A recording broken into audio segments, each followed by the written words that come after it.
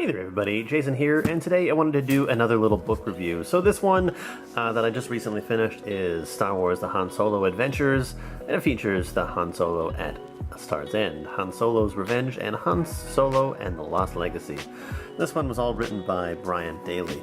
So these books were originally done in 1979 and 1981, I believe, and it basically just follows a little bit of Han Solo and Chewbacca's adventure around the galaxy, not with the Empire. Well, a little bit, but it's certainly before episode 4, 5, and 6, that's for sure. Basically, this was during the height of the era where everyone was just wanting more and more Star Wars content, and so they decided to basically give Chewbacca and Han Solo some adventures of their own in a completely different part of the galaxy with a group of enemies called the Authority. I don't know why I drew a blank there, but basically the Authority was completely profit-driven, and they controlled a sector of space which was basically mostly uninhabited by any local life forms. Everyone was sort of just there to make money, and that was the whole deal.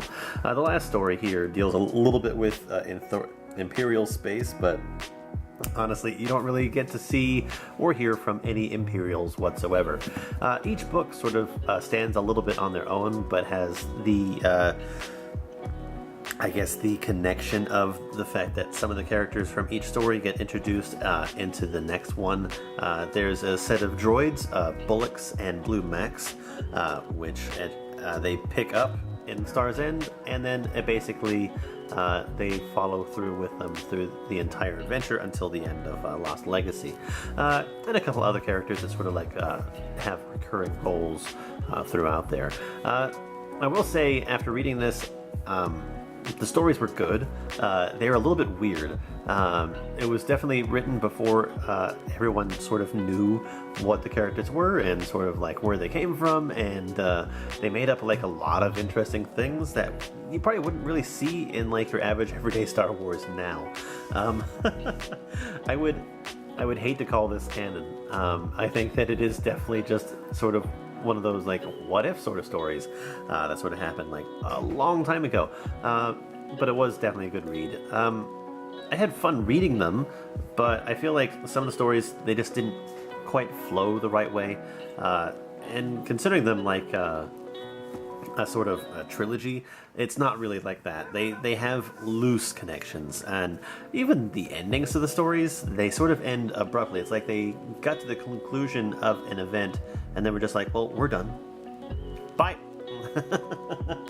And just ended right there. But they were good. I think my favorite out of all of them was probably The Lost Legacy. I think this one had the coolest sort of action and adventure with the coolest story. The funny thing is that I don't know when I read this last, but when I was reading this, as soon as I started reading, every page that I turned, everything was bringing back memories of something that I'd read before. So obviously I'd had some sort of memory of this book from my previous reading. Either way, if you get a chance to pick it up and read it, it's a good look into Han Solo and Chewbacca as characters, and I like that. I like them on their own. I think they're interesting. There's no sort of Jedi feeling, no mystical force or magic or anything like that. It's purely about smugglers and making money and basically just shooting up the place. Anyway, we'll see you guys later. Let me know what you guys think down in the comments below, and if you like this sort of stuff, I will continue pouring out more.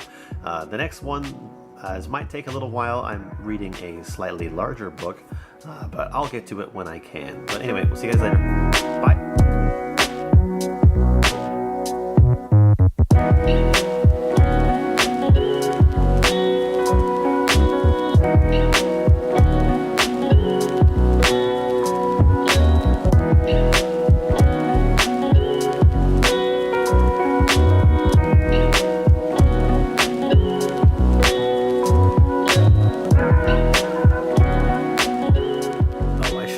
I should add in the fact that Chewbacca got stuck on a mountain, was being crowded by stampeding cows, basically, and was being attacked by pterodactyls.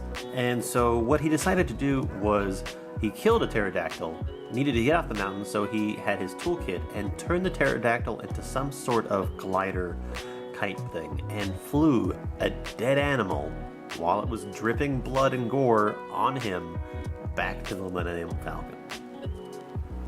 Back to the Millennium Falcon. It's a bit insane. Bye.